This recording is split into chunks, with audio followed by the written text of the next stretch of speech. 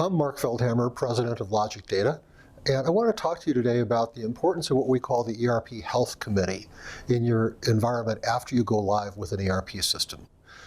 So what we've seen over the years very common is we will implement an ERP system for a customer.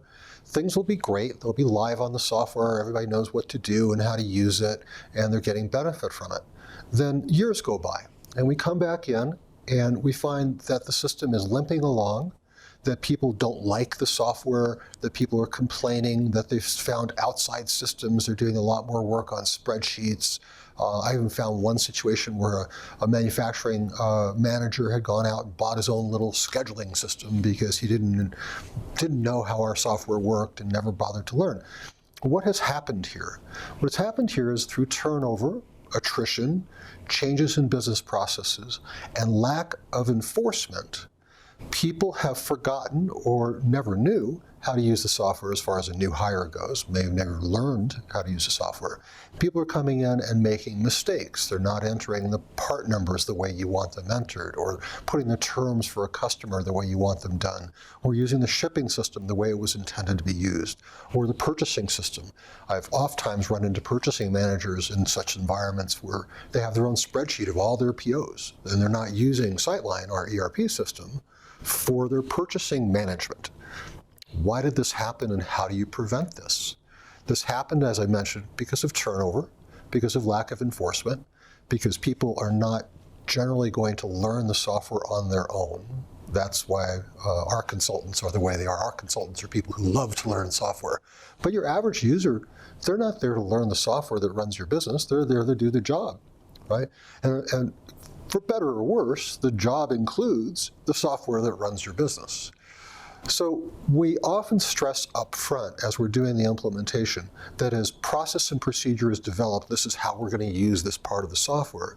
That process and procedure be documented in procedure documents, which we can then hand to an end user and say, this is how you're going to do a customer order, or here's the procedure for entering a new inventory item and who has to sign off on what, and what the meanings of the fields are, and why we use these fields but not those fields, and what kind of values go in these fields. All these process documents are invaluable because your team during implementation is going to put a lot of work into figuring out the right way to do things. So they develop these process documents, and if they don't, then things are just in their head and they're not communicated to the end users properly. So we develop the process documents. We use these process documents to train the rest of the users in the community for go live.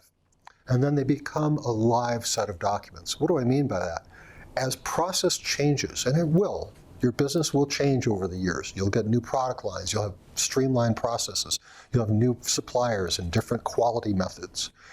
You need to change the process documents to reflect those changes. And they need to be changed intelligently by people who understood why they were set up the way they're set up to begin with. Well, who are they?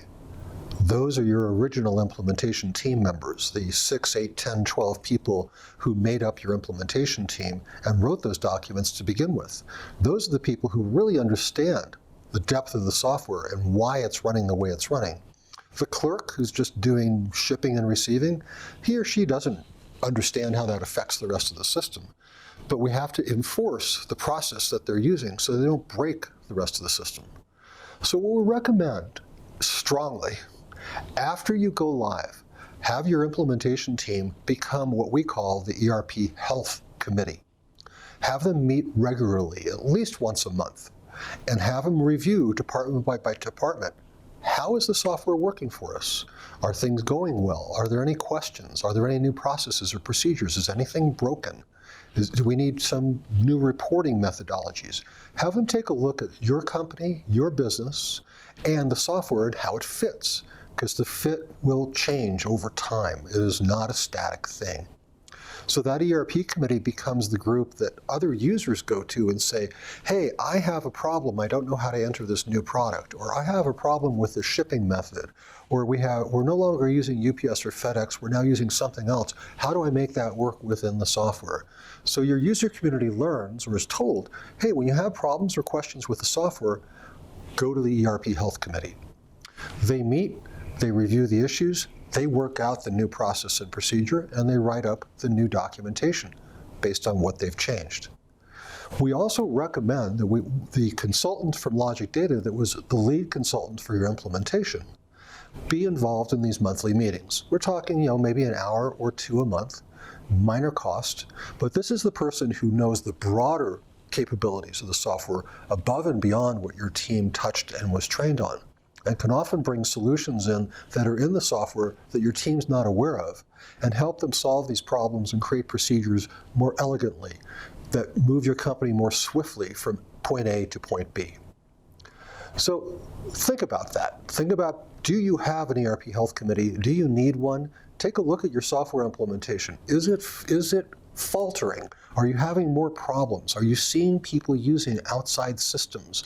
Are you hearing people complain about the system when once they were happy? Well, this is why, and this is rather easy to fix. Thank you.